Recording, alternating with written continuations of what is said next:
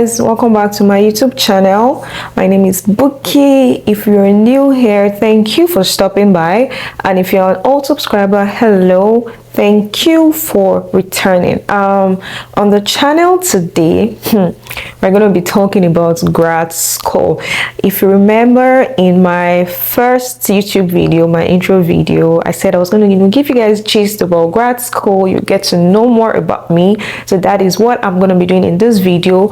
And I think it's going to be a really long video. So instead of just putting out a really long video, I'm going to break it down into series and give each series or each video a title, if that makes sense. So basically today we're just going to be doing an introduction. I'm going to introduce myself once again and let you guys know what I studied in my undergrad, what I decided to what course I decided to do in grad school. If you're really interested in knowing about my grad school journey, how I decided what school to attend, and so on and so forth, so please keep watching.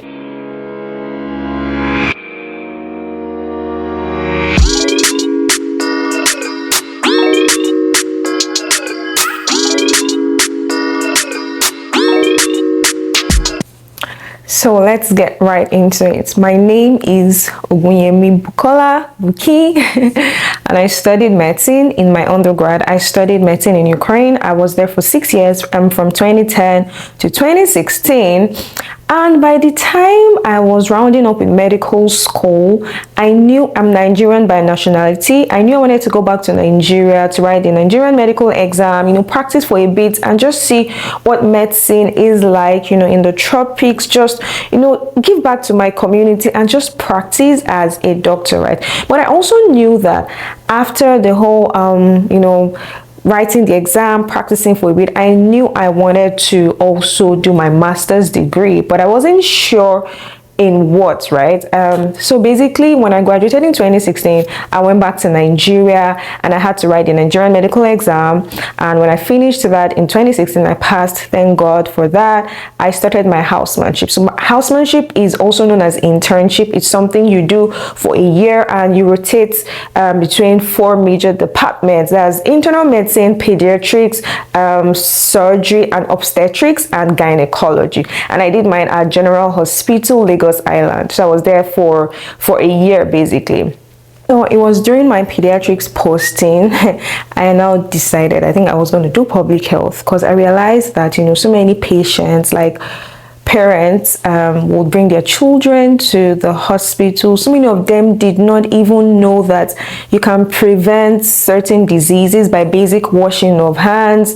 And as a result of that, of course, as a medical doctor, you have to properly educate your patients. So basically I placed a high premium on educating my patients, and I just made up my mind. I was like, what, I think you should actually do public health, and that way you're not just focusing on one person, you're focusing more on the general population, which is what public health is about, to stop the spread of infectious disease, just to stop the population from falling sick, basically preventing diseases. So that's what public health is all about. I was like, okay, no problem. I had decided on what I wanted to do, and the next step was for me to decide where. One thing about me is I had always known that if I wanted to get a second degree, it had to be America for me. Why America? America has endless opportunities. America has like some of the best professors in the world, technology, so just like, if you're going to get a second degree, it has to be in America. So thankfully, when I was rounding up in my internship, my dad asked what the next step was going to be for me. And I told him I would like to do my master's, and said, okay. Research phase began for me. I was, what did I need to do, to come and study in America? And I knew I wanted to do everything myself, like apply, not using any education board or your services or whatever. I knew it was something I could do by myself. So I started researching, searching on Google and the likes. And then one of the things I saw was that I needed to take the graduate record exam. That is the GRE. And the GRE is the world's most widely used admissions test for graduate and professional school. And I think the highest score you could actually get is a 340, right? So I registered to take GRE, and after my housemanship, I was already serving. So basically my service year, I served in Lagos at the Lagos State Secretariat Clinic. I really loved it there.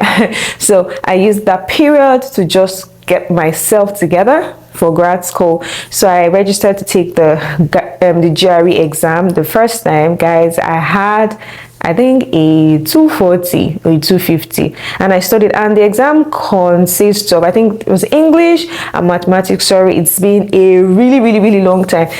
I didn't get my desired score initially. I was so mad, I was upset, and I was like, oh, graduate school, like, that's gonna distinguish you, right? That's gonna set you apart, right?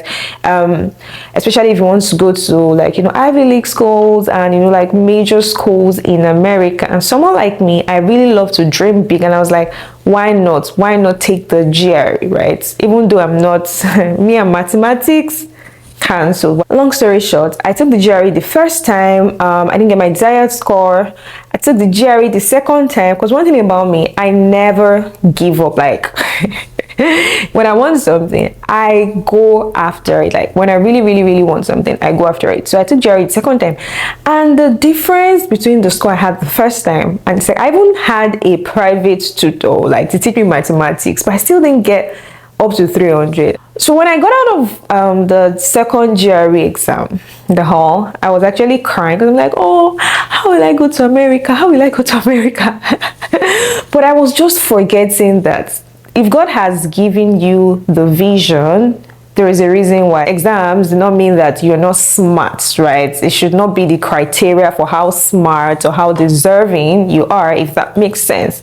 And then I got on my mom called me to find out, okay, like, how was the exam? And I said, oh, I didn't get my test. And she was like, don't worry, you want to go to America, God is going to sort it out. Don't worry about the exam. Just start your application, like, and let us see what God has in store for you. So I held on to that, right? So after GRE, the next step for me was to evaluate my results, and I had to use the World Education Service. I think you actually need it in America, yeah? And I did all of that. I was set, and then applications proper started, and there's something called SOFAS. SOFAS is the Society of Public Health Accreditation Services. I think that's what it stands for. So most of the schools that take public health, they are listed on SOFAS. So SOFAS is like the portal where you get to apply for the schools. So I applied to, I think, a total of 6 schools, and I had to look for someone here in America because I couldn't pay from Nigeria. It was just a crazy process. So my uncle helped, pay for everything, and it was like, I think, $50 per application, or the first application $50, then every other was maybe like 40, 45. I cannot remember. It's been a long time, and I don't have, like, all the details off the top of my head. So I kept on applying, guys. The rejections were not funny. Like, I was just like, I'm a medical doctor.